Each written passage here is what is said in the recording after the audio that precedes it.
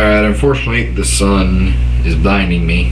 I can't find anywhere else to stick this camera where I can get a good angle. But anyways, okay, so you have to put up with not being able to see my face. Such a loss. Anyways, this is UFN 12, Ultimate Fight Night 12 from the UFC picks. By Ultimate Fight Night standards, is pretty freaking awesome. The other bad news is, of course, that even with this on, I seem to have the camera capturing audio. So for future reference, unless somehow this time works, I will be giving videos with like the little intro thing that I did for like UFC 80. I think it was UFC. No, it wasn't UFC. It was a Q&A. Because the audio doesn't work with quick capture any better than Windows Movie Maker. So no point in using it. I might as well give you good video quality when I cannot deliver good sound quality. Okay, anyways, start from the bottom, work our way up. Jeremy Stephens versus Cole Miller. Until recently I was going with Cole Miller, but a couple people have finally convinced me. Jeremy Stephens is the man on this one. Second round TKO. He's stronger. He does have some pretty good wrestling. Cole Miller is still not really a 155er. He still is a featherweight. Fighting in a lightweight's world, he's going to have a hard time with Stephens' strength. I think Stephens is the slightly better striker, although Cole has good striking of his own. He has good reach. He is the better submission guy. Jeremy Stephens is prone to submissions. That's what I thought before was going to catch him in, but he might be able to sprawl and brawl Cole Miller on his way to a TKO. Might go to decision, but I'm picking the second round TKO. Corey Hill versus Joe Veras, another lightweight match. Corey Hill has a monstrous reach advantage this one. Joe Veras basically really just a wrestler. He has some boxing and some ground skills, but at the same time, Corey Hill is a pretty good wrestler himself. He's going to be able to use that reach. He's going to be able to use that strength. I don't think Joe Veras takes him down. I think he just sprawls and brawls his way to a unanimous decision. I don't see him finishing him. Corey Hill is not a finisher at this point in his career anyways. He's still got issues with doing submissions. He doesn't really have a lot of KO power. He isn't the type of guy who's going to push the pace and just destroy you that way. I mean, he is a decision fighter, unfortunately. Justin Buchholz versus Matt Handsome Wyman. Buchholz, very well skilled, well-rounded skills, but he is a 145er and falls into much of the Cole Miller trap. And it's even worse because Matt Wyman is incredibly well-rounded. He is a very good wrestler. He's got good submissions. He's got good stand-up. I think he TKOs him in the second round, possibly on the feet, maybe on the ground. I'm thinking the ground though, because Wyman doesn't overly like getting hit. I think he takes him there. I think he does it. Next up, we have a very hard fight between Gray Maynard and Dennis Siver. Two very different philosophies here. Gray Maynard, very, very good wrestler. Dennis Siver, very, very good stand-up guy. Siver is strong. He used to fight at 170. He is a very strong competitor. I think he's going to stuff a couple of Maynard's takedowns, but I think Maynard's going to take the first round, taking him down on a somewhat repetitive basis. But Maynard, he does have good cardio, but he does not pace himself at all, and he blows his wad in that first round. And I think by the third round, he's going to be pretty gassed, and at that point, Siver is a much better stand-up guy. It's going to pick him apart, maybe get the KO, or a referee stoppage due to strikes. That's my prediction. Third round, TKO, KO, Dennis Siver.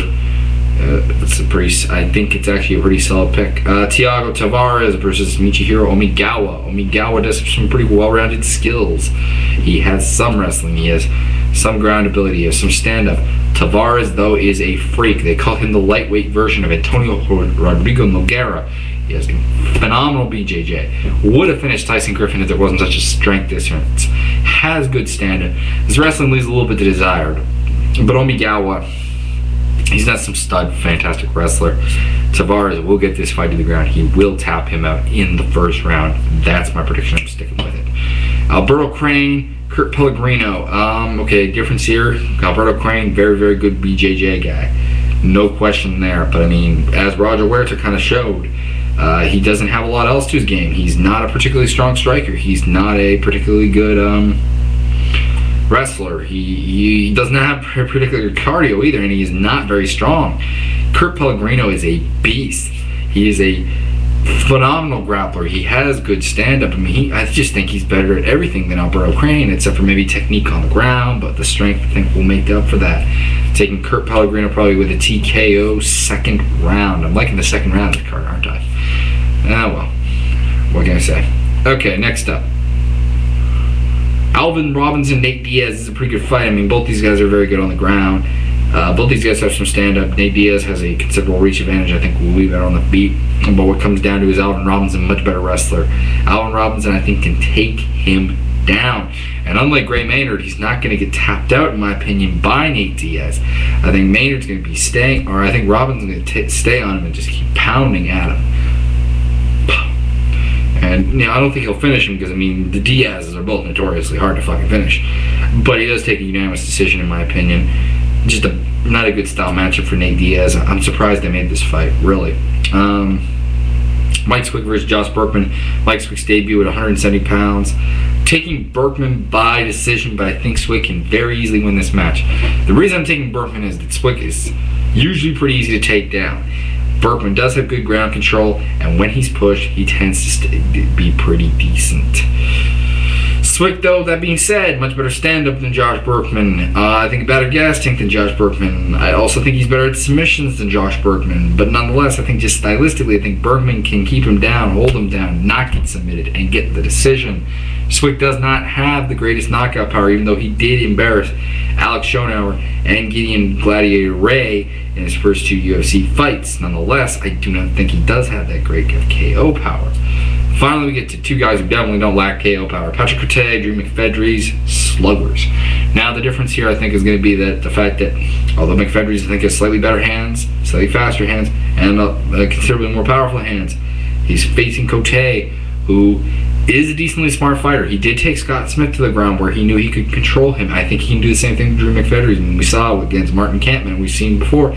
Drew does not have a very solid ground game. He's pretty weak on the ground, to be quite honest. And I think there will be a lot of stand-up. I think that stand-up will be won by McFedries, but I think Cote will take him down and will win the battle on the ground.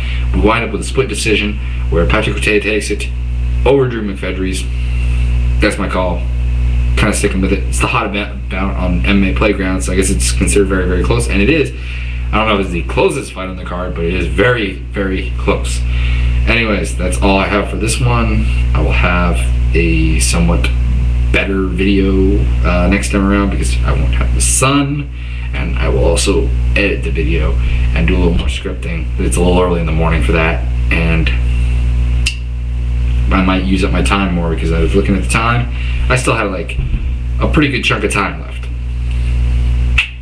Anyways, check out my video on good qualities for an MMA YouTuber. Subscribe to the guys I recommended. Seriously, I mean, seriously, they're very, very good quality. You're going to be I don't think you're going to regret subscribing to them.